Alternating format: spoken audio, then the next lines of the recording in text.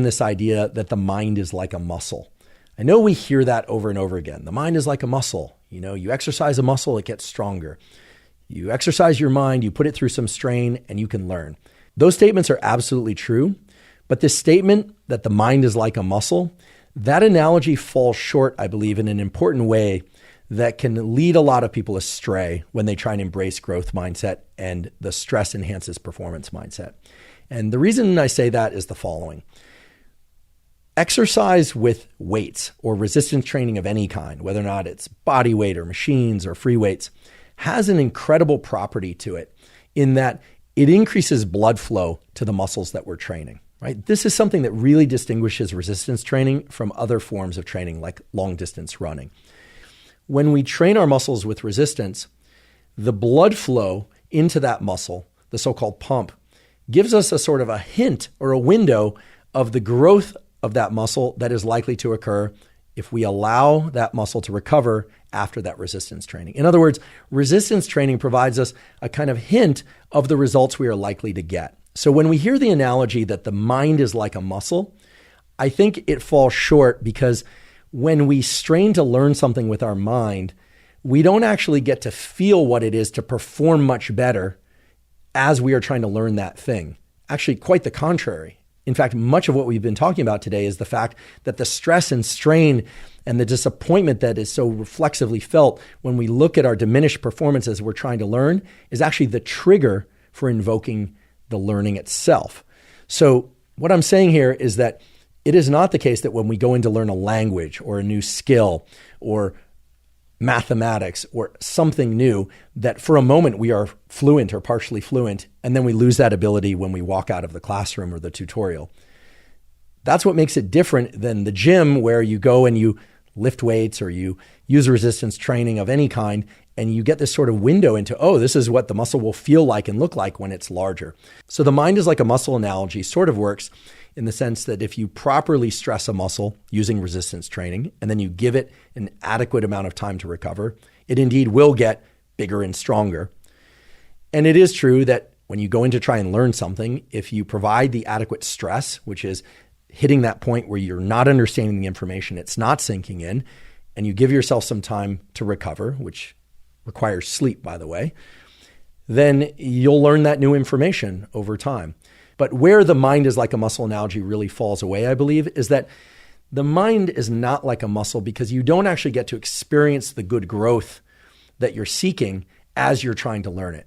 Rather, everything we've been talking about today is about learning how to experience the strain of trying to learn, the agitation of trying to learn as the learning process itself, and understanding that while you might feel back on your heels a little or a lot during that process, that you might, and in fact very likely, are going to experience all the category of things that go along with stress, elevated heart rate, frustration, maybe even a little headache or strain, difficulty maintaining focus, etc. That if you understand that all of those things are actually creating the specific neurochemical and neural circuit conditions to invoke learning, well then that learning will occur. So in some ways, a better analogy would be if it were the case that when you do resistance training, that your muscles actually got smaller during the training and then rebounded to being even bigger than they were prior to the training, that would be the appropriate analogy for the mind is like a muscle. I say all this because, yes, adopting a growth mindset is incredibly valuable. Adopting a stress can enhance performance mindset is incredibly valuable. And even more valuable is combining those two mindsets because they do indeed improve performance synergistically. However, none of this process is expected to be reflexive for most people, perhaps for anybody.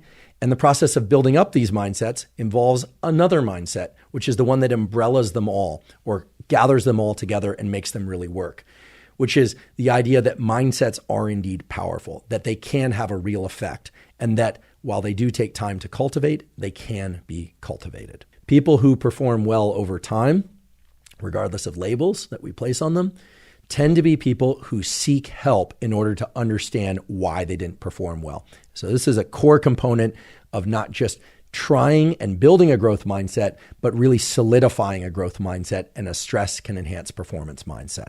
So seek help from others in understanding where you didn't perform as well as you like. And I would say seek input from others as to what were the verbs that you think might have led to your heightened performance? Because we like to think that we have really good optics on why we did well. Oh yeah, it was because I spent X number of hours practicing.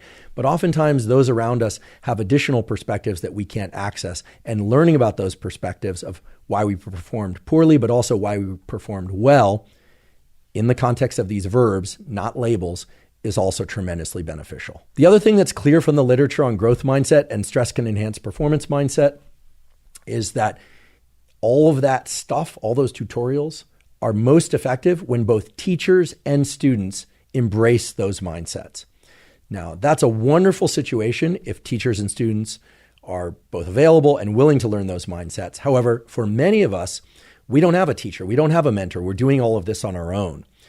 And so what's fortunate is that there are also data in the literature showing that under conditions where either the teacher or the mentor is not there or is not embracing a growth mindset or stress enhances performance mindset, we actually can serve as our own teacher by using a simple tool. And the simple tool that was actually the same tool that was used in one of the Jaeger studies is to take maybe a 3x5 card or an 8.5 by 11 sheet of paper and write out a letter as if you're writing a letter to the next person coming along, trying to get good at the thing that you're trying to get good at, and explain to them what growth mindset is and how it differs from a fixed mindset. Explain to them what the stress enhances performance mindset is, how to adopt it, and how it can amplify performance. That simple exercise of writing a letter, which is essentially to oneself, but you're sort of pretending that the letter is for somebody else, although I suppose you could and perhaps should give it to somebody else so they can benefit. That simple exercise has been shown to improve one's own performance and to do so in dramatic ways, not just in the immediate term, but also in the future.